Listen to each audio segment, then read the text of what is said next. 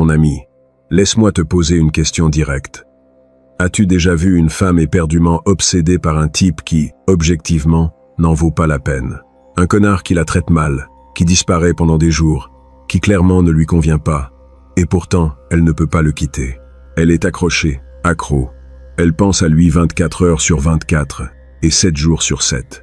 Pendant ce temps, toi, le bon type, celui qui la valoriserait vraiment, celui qui ferait tout bien, tu restes dans la zone d'amis, où directement tu n'existes même pas sur son radar. Injuste? Frustrant?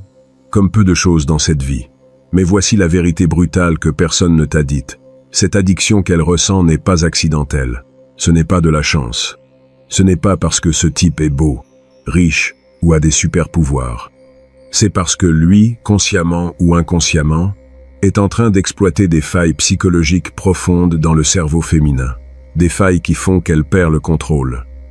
Que sa logique s'éteint.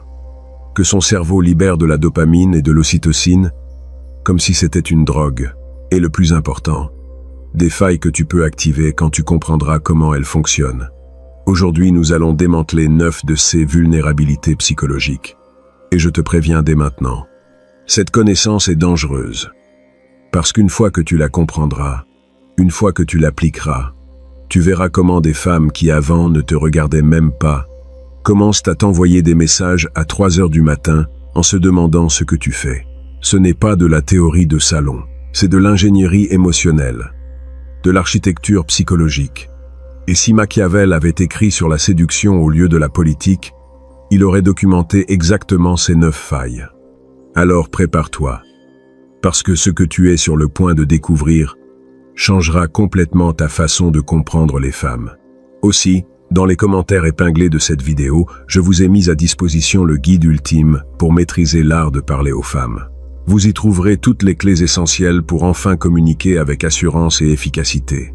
Alors, allons directement à la première faille. Faille numéro 1.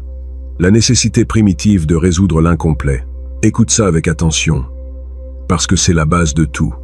Le cerveau humain est programmé pour fermer des cycles. C'est une nécessité presque maladive.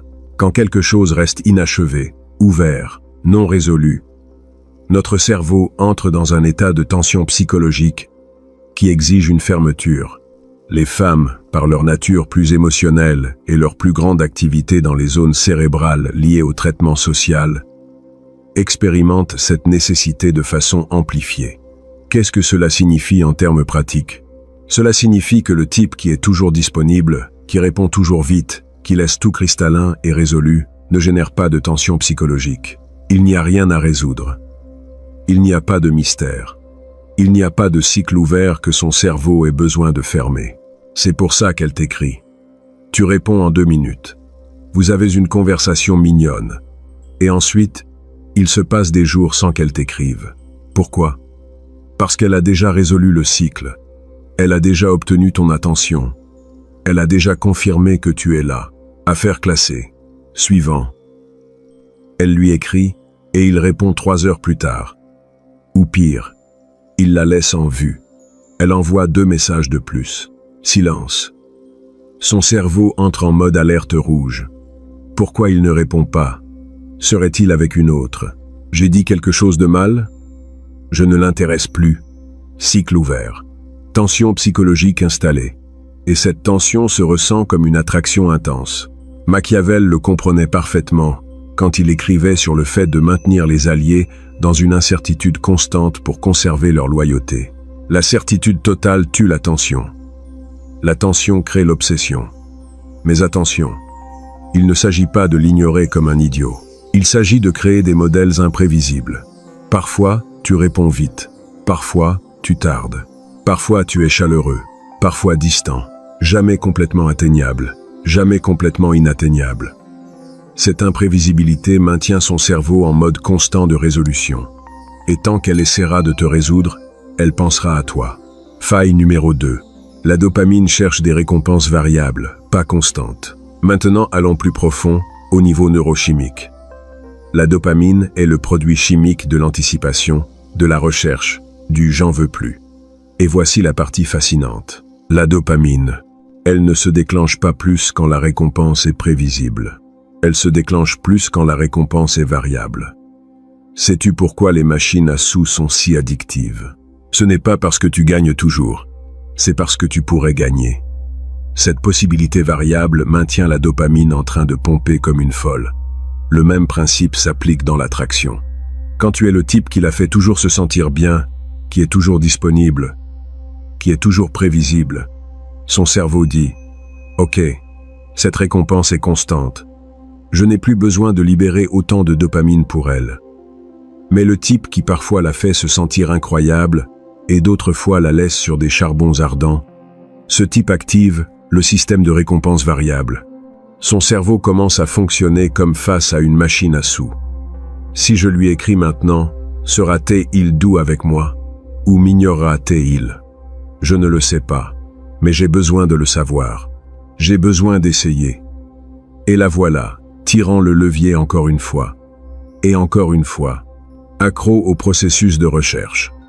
Cela explique pourquoi les relations qui commencent intenses et ensuite ont des hauts et des bas dramatiques génèrent plus d'accroche que les relations stables et prévisibles. Non pas parce que les premières sont saines, évidemment elles ne le sont pas, mais parce qu'elles exploitent cette faille neurologique. Maintenant la question est, comment utilises-tu ça sans être un mufle? Simple. Varie ton énergie, ta disponibilité, ton intensité émotionnelle de façon organique. Il ne s'agit pas de jouer à des jeux infantiles. Il s'agit de ne pas être un livre ouvert, parfois profond, parfois léger, parfois présent, parfois occupé avec ta propre vie.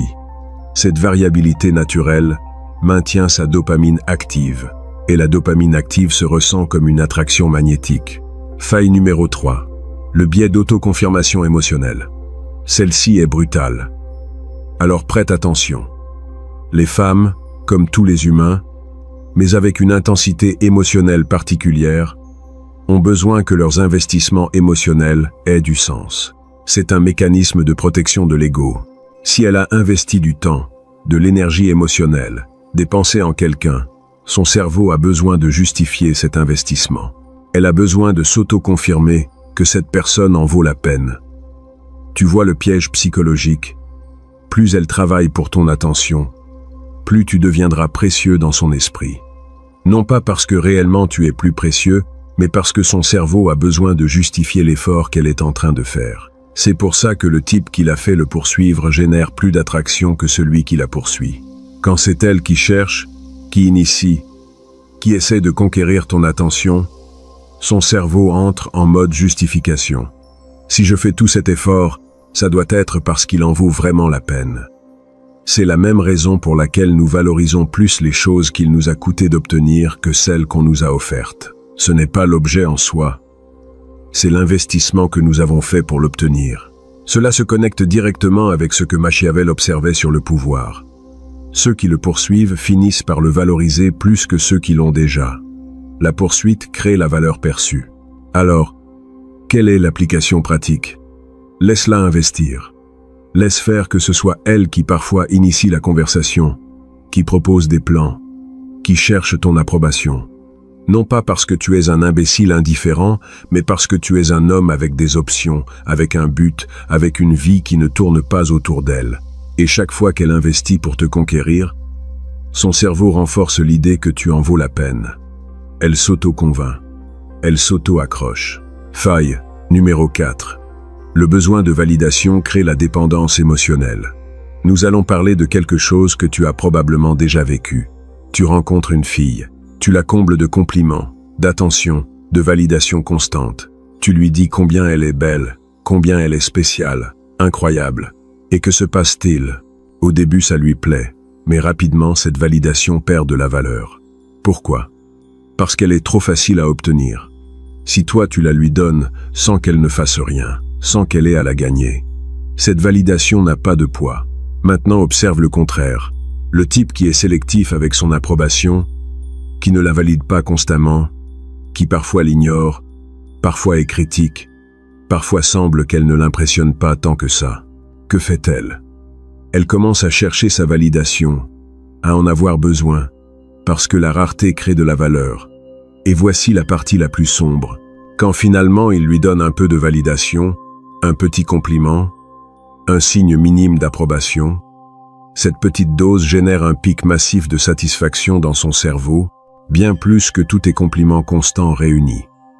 C'est le principe de rareté appliqué à la validation émotionnelle. Mais il y a quelque chose d'encore plus profond ici. Quand elle s'habitue à chercher ta validation, quand son état émotionnel commence à dépendre de si tu l'approuves ou non, tu as créé une dépendance psychologique. Ce n'est pas de l'amour, c'est de l'addiction. Et comme toute addiction, elle aura besoin de doses de plus en plus fréquentes pour maintenir le même niveau de satisfaction. Elle te cherchera plus, pensera à toi plus, fera plus d'efforts pour t'impressionner. Comment appliques-tu ça sans être un psychopathe? Ne lui donne pas de validation bon marché. Sois un homme avec des standards. Quand tu la valides, que ce soit authentique et spécifique, pas générique, et ne le fais pas toutes les 5 minutes. Laisse-la se demander ce que tu penses d'elle. Cette incertitude la maintiendra accrochée. Faille numéro 5. L'effet miroir et la projection émotionnelle. Cette faille est particulièrement intéressante parce que la plupart des hommes font exactement le contraire de ce qu'ils devraient.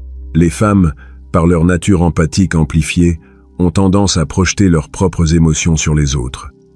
Si elle ressent de l'attraction, elle assume que toi aussi tu la ressens. Si elle est intéressée, elle projette cet intérêt sur toi. Mais voici le truc psychologique.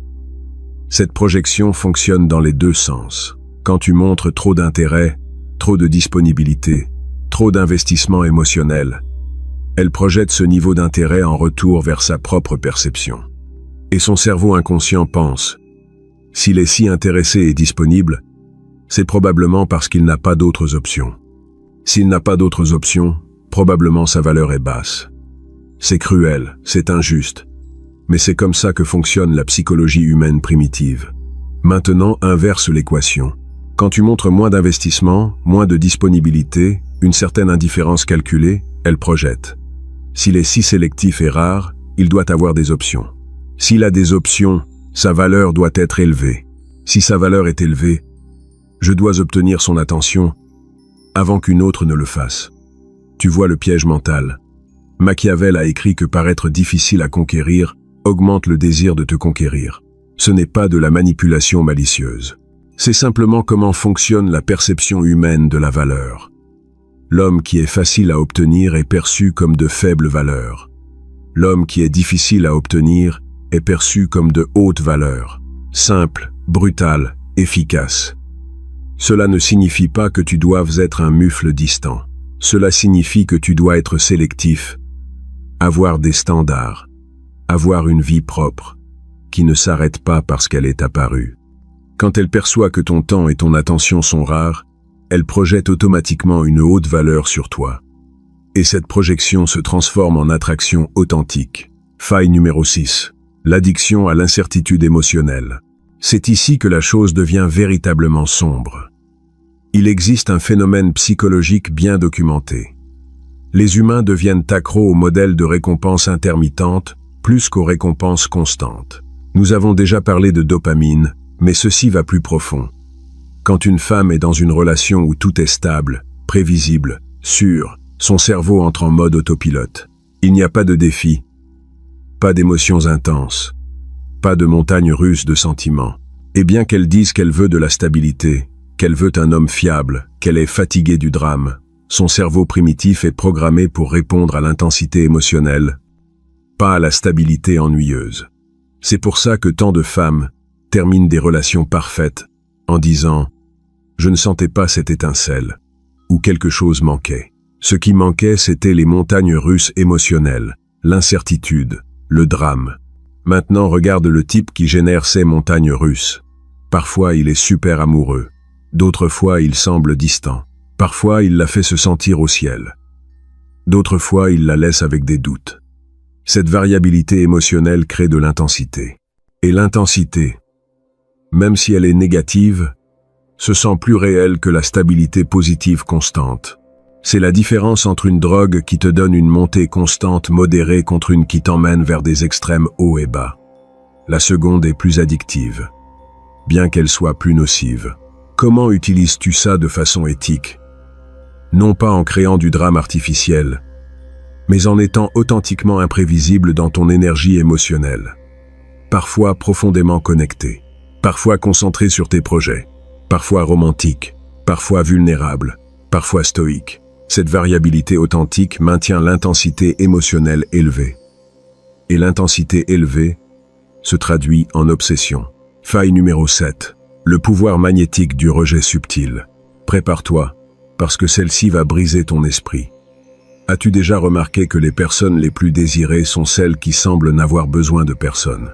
Qui ont cette énergie de « j'aimerais beaucoup que tu sois dans ma vie, mais je n'ai pas besoin de toi pour être heureux ». Il y a une raison psychologique profonde à cela. Le cerveau humain interprète le rejet ou la possibilité de rejet comme un défi. Et les défis activent des systèmes de motivation que l'acceptation totale n'active simplement pas. Quand tu l'acceptes complètement, quand il est clair qu'elle t'a déjà, le défi disparaît. La motivation pour te conquérir s'évapore. Affaire classée. Mais quand elle perçoit que tu pourrais la rejeter, que tu n'es pas complètement convaincu, qu'elle est encore en train de gagner ton approbation totale, son cerveau entre en mode conquête. C'est contre-intuitif, je le sais. Tu penserais qu'en lui montrant que tu la veux totalement, tu la rendrais heureuse. Et peut-être qu'elle la rend heureuse à un niveau conscient, mais à un niveau subconscient, cela tue l'attraction. Le rejet subtil, en revanche, maintient la flamme vive. Qu'est-ce que le rejet subtil? Ce n'est pas être cruel. C'est montrer que tu as des standards, que n'importe quel comportement de sa part ne te paraît pas acceptable, qu'il y a des choses que tu attends, qu'elle peut te perdre si elle ne valorise pas ce que vous avez ensemble. Machiavel comprenait que la peur de perdre quelque chose est plus puissante que le plaisir de l'avoir. Quand elle sait qu'elle t'a assuré, la valeur perçue chute. Quand elle sent qu'elle pourrait te perdre, la valeur perçue monte en flèche. Application pratique. Ne lui donne jamais la certitude totale qu'elle t'a assurée. Pas par jeu mentaux, mais parce que tu as authentiquement des options. Parce qu'authentiquement ta vie ne dépend pas d'elle. Cette petite dose de « je pourrais le perdre » la maintiendra en mode poursuite permanente. Faille numéro 8. La nécessité d'être choisi par l'homme correct. Cette faille est particulièrement intéressante parce qu'elle va au noyau de la psychologie féminine évolutive. Historiquement, les femmes ne cherchaient pas juste n'importe quel partenaire. Elles cherchaient l'homme qui avait des ressources, un statut, une capacité de protection, et il y avait de la compétition pour ces hommes. Être choisi par l'homme de haute valeur était un accomplissement, une validation, un signe qu'elle-même avait une haute valeur. Ce circuit psychologique reste actif aujourd'hui, bien que les circonstances sociales aient changé. Quand un homme semble qu'il choisirait n'importe quelle femme, qu'il n'est pas sélectif, qu'il est désespéré pour de l'attention féminine, il n'y a pas d'accomplissement à être choisi par lui. C'est comme gagner une compétition où tu es la seule participante. Mais quand un homme semble sélectif, quand il donne des signes qu'il ne choisirait pas n'importe qui, quand il a des standards clairs, alors être choisi par lui se ressent comme un triomphe, comme une validation de sa propre valeur. C'est pour ça que les femmes deviennent obsédées par les hommes qui semblent difficiles à impressionner. Parce que conquérir ce type d'homme prouve quelque chose sur elle-même. C'est la différence entre qu'on t'offre une médaille contre la gagner en concourant. La médaille offerte n'a pas de valeur émotionnelle. La médaille gagnée devient une source de fierté. Comment appliques-tu ça? Sois authentiquement sélectif. Aie des standards réels. Ne feins pas d'être difficile à impressionner. Sois difficile à impressionner. Qu'elle sente qu'elle est en train de gagner ton attention, ton temps, ton engagement. Et quand finalement tu l'as choisie, quand tu lui donnes des signes qu'elle est spéciale pour toi, ce moment aura un poids émotionnel massif, parce qu'elle a dû le gagner. Faille numéro 9. La peur primitive de l'abandon. Crée l'adhésion émotionnelle. Et nous arrivons à la plus sombre de toutes les failles psychologiques. Au fond de la psyché féminine, héritée de millions d'années d'évolution, existe une peur primitive de l'abandon. Historiquement, une femme seule avec des enfants était extrêmement vulnérable. Elle avait besoin de protection, de ressources, de soutien. Cette peur de l'abandon reste codée dans le cerveau féminin moderne, bien que les circonstances sociales la rendent moins pertinente. Maintenant, voici la partie perturbante. Cette peur de l'abandon, quand elle s'active subtilement, crée une adhésion émotionnelle intense. Quand elle sent que tu pourrais l'abandonner, que tu pourrais partir, que tu n'es pas complètement attaché à elle, son cerveau primitif entre en panique silencieuse et active des mécanismes de rétention. Elle commence à s'efforcer plus, à te chercher plus, à essayer d'assurer ta présence, à mieux se comporter, tout inconsciemment, tout activé par cette peur primitive. Au contraire, quand elle sait avec une certitude absolue que tu ne partiras jamais, que tu es complètement engagé peu importe quoi, cette peur se désactive. Et avec elle se désactive aussi la motivation pour maintenir ton intérêt. C'est brutal, mais c'est réel. Machiavel a écrit qu'il vaut mieux être craint qu'aimé, si tu ne peux pas être les deux. Dans le contexte des relations, traduit éthiquement, cela signifie qu'une légère crainte de te perdre maintient le respect et l'investissement plus que la certitude absolue de t'avoir. Comment utilises-tu ça sans être un abuseur émotionnel? Simple. Ne promets jamais de certitudes absolues dans les étapes précoces. Ne déclare pas l'amour éternel le deuxième jour. Ne t'engage pas émotionnellement au-delà de là où tu es réellement. Maintiens toujours la notion que tu es quelqu'un qui choisit d'être avec elle chaque jour, pas quelqu'un qui a besoin d'être avec elle. Que si les choses ne fonctionnent pas, tu survivras parfaitement. Cette autonomie émotionnelle authentique active sa peur subtile de l'abandon, ce qui génère une adhésion émotionnelle profonde. La vérité brutale, que personne ne te dit, mon ami, si tu es arrivé jusqu'ici, maintenant tu comprends quelque chose que 99% des hommes ne comprendront jamais. L'attraction féminine n'est pas rationnelle, n'est pas juste, n'est pas à propos d'être le bon type. C'est à propos de comprendre, et quand c'est éthique, d'activer ces failles psychologiques profondes. Maintenant, laisse-moi être brutalement honnête avec toi. Cette connaissance est dangereuse. Tu peux l'utiliser pour créer une obsession authentique chez une femme, mais tu peux aussi l'utiliser pour manipuler et nuire. La différence entre le séducteur éthique et le manipulateur toxique est l'intention. Le séducteur éthique utilise ses failles pour créer une attraction authentique, mais à l'intérieur d'une relation où il y a aussi du respect, de la croissance mutuelle et du soin véritable.